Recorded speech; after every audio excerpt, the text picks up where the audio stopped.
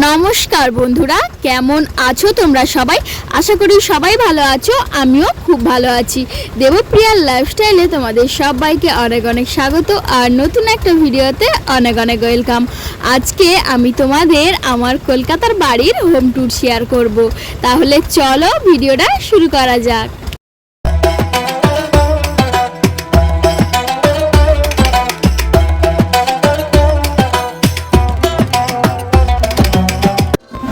আজ থেকে প্রায় 3 বছর আগে আমার দিদি আমাদেরকে ফোন করে জানায় যে দিদি কলকাতায় একটা নতুন ফ্ল্যাট কিনেছে এবং আমাদের সবাইকে বাড়িতে আসতে বলছে।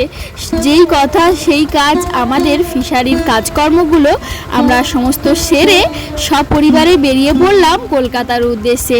যেখানে এসেছিলাম আমি, আমার হাজব্যান্ড, আমার শ্বশুরমশাই, আমার শাশুড়ি আর সঙ্গে আমার বাবা মা, তার সঙ্গে আমার ভাই বোনও।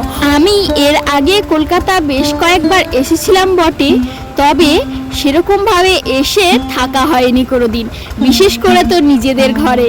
আর যেহেতু এটা আমাদের নিজেদের বাড়ি, তাই এখানে আসার আনন্দটাও অনেকটা হয়েছিল। এটা হচ্ছে আমাদের ফ্ল্যাট বাড়িতে ঢোকার দরজা, মেন গেট বলতে পারো। প্রথমেই ঢুকে আছে বাম দিকে একটা বাথরুম, যেটা আমরা ব্যবহার করি, আর সেই সঙ্গে বাথরুম থেকে বেরিয়েই পাশে আছে একটা বেসিন, সঙ্গে একটা আয়না, যেখানে আমরা সকাল থেকে ঘুম থেকে উঠে ব্রাশ করি আর আয়না দেখি। তার ওপরে মাথার ওপরে ছিল একটা সুন্দর ঝাড়বাতি। সত্যি কথা বলতে আমরা গ্রামে বাস করি, আর আমাদের গ্রামের ঘরটা অনেকটা বড় হলেও তবে এতটাও সুন্দর নয়।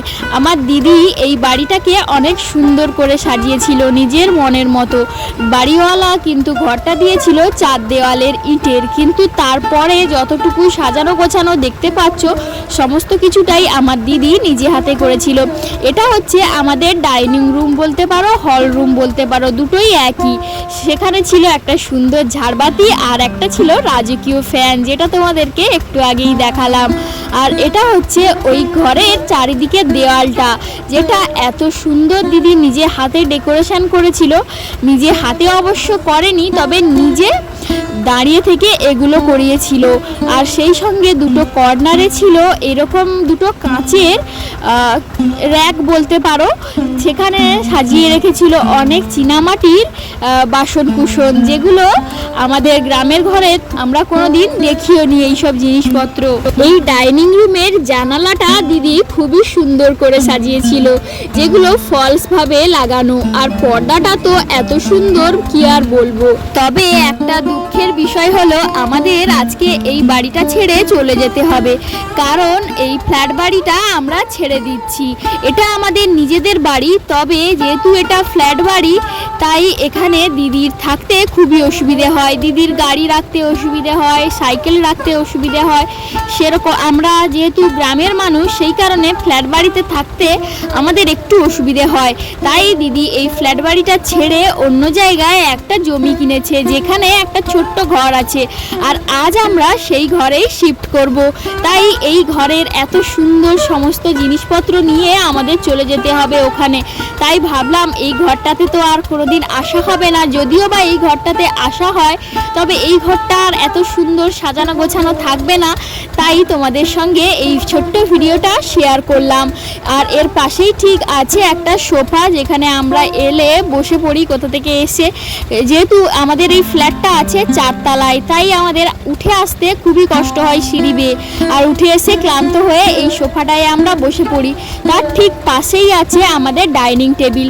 এই ডাইনিং টেবিলে 4টা চেয়ার আছে, তবে 2টো চেয়ার আমরা লাগিয়েছি, কারণ এতটা জায়গার সংকট, তাই আর 2টো চেয়ার এখানে লাগানোই যায়নি। আমরা সবাই নিচে বসেই খাওয়া দাওয়া করি।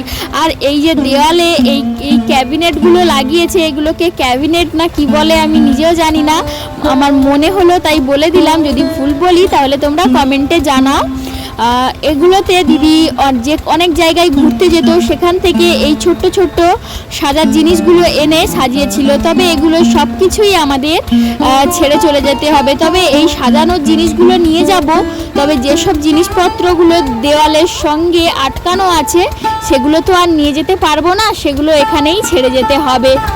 আমাদের এই ফ্ল্যাটটাতে একটা ডাইনিং রুম আছে, দুটো বেডরুম আছে, একটা কিচেন আর একটা বাথরুম আছে। তবে এত তাড়াহুড়োর মধ্যে আমি ভিডিওটা করেছি কারণ এখন বাজে ভোর 5টা আর মা আমাকে ভোর 4টে থেকে উঠিয়ে দিয়েছে, কারণ তাড়াতাড়ি রান্নাবান্না সারতে হবে। কারণ সব জিনিসপত্র যদি বয়ে নিয়ে যাওয়া শুরু হয়, রান্নার জিনিসপত্র সমস্ত কিছু বয়ে নিয়ে যেতে হবে, তখন আমরা রান্নাবান্না করব কিসে। তাই মা বলছিল আগে থেকে যদি রান্নাবান্না করে রেখে দিই আমাদের সারাদিনের আর খাওয়ার দাওয়ার চিন্তা থাকবে না। তাই মা ঘুম থেকে উঠেই সবজি কাটতে বসে গেছে। আর আমার বর্মশাই বলছিল যে এই ঘরটাতে তো আর কোনোদিন আসতে পারবো না, বা এই ঘরটা এত সুন্দরভাবে সাজানো গোছানো আর কোনোদিন দেখতে পারবো না, তুমি একটা ভিডিও করে রাখো। তাই যেখুনি বললো তখনই আমি ভিডিও করতে শুরু করে দিয়েছি। তাই ঘরটা একটু অগোছালো হয়ে আছে, যেহেতু এটা শীতকাল ছিল আমাদের ব্ল্যাঙ্কেটও বের করা ছিল খাটে, সেটাকেও গোছাতে সময় পাইনি। যেরকম ছিল আমি সেরকমই ভিডিওটা করেছি আর সেটাই তোমাদের সঙ্গে শেয়ার করছি। আর এ ঘরে আছে একটা বড় এলইডি, যেটাতে আমরা সবাই মিলে বসে টিভি দেখি। তার ওপরে ঠিক আছে আমাদের জগন্নাথ দেব। দিদি এটা পুরী গিয়ে এনেছিল, খুব সুন্দর না ছবিটা বলো? তা আর এগুলো সবগুলোই আমরা নিয়ে যাব। তবে এই পাশে একটা দেয়াল আলমারি আছে, যেটাকে দিদি ঘরের সঙ্গে সেট করেই বানিয়েছিল, সেটাকে আর আমরা নিয়ে যেতে পারবো না। সে দেয়াল আলমারিটা তোমাদেরকে একটু আগেই যেই আমি আয়নার সামনে ছবিটা তুলেছিলাম, সেই আয়নার সামনের দেয়াল আলমারিটার কথা বলছি। আর এই টিভি ক্যাবিনেটগুলো সব কিছুই আমরা বয়ে নিয়ে যাব। নিচে আমাদের এই জিনিসপত্র নিয়ে যাওয়ার জন্য একটা আমরা ভ্যান ভাড়া করেছি, যেটা আর একটু পরেই চলে আসবে। আর এটা হচ্ছে আমার দিদির ছোট্ট মন্দির, যেখানে অনেক শখ করে দিদি এই মন্দিরটা বানিয়েছিল। এবং মন্দিরটা এত সুন্দর কারুকার্য করা, সেটা তোমরা দেখলেই বুঝতে পারবে। এগুলোকে বয়ে নিয়ে যেতে আমাদের আজকে খুবই কষ্ট হবে, কত জিনিস যে ভেঙে যাবে আমরা সেই ভেবে তো ভয় পাচ্ছি যে এত সুন্দর সুন্দর জিনিসগুলোকে কিভাবে আমরা বয়ে নিয়ে যাব। আর এত ঠুনকো জিনিসগুলো একটু লেগে গেলেই ভেঙে যাবে। তো যাই হোক, যেরকম করে হোক নিয়ে যেতেই হবে আজকে আমাদেরকে। তো যাই হোক, চলো বন্ধুরা, আজকের ভিডিওটা এই পর্যন্তই। আরও একটা রুম ছিল তোমাদের শেয়ার করতে পারিনি, বা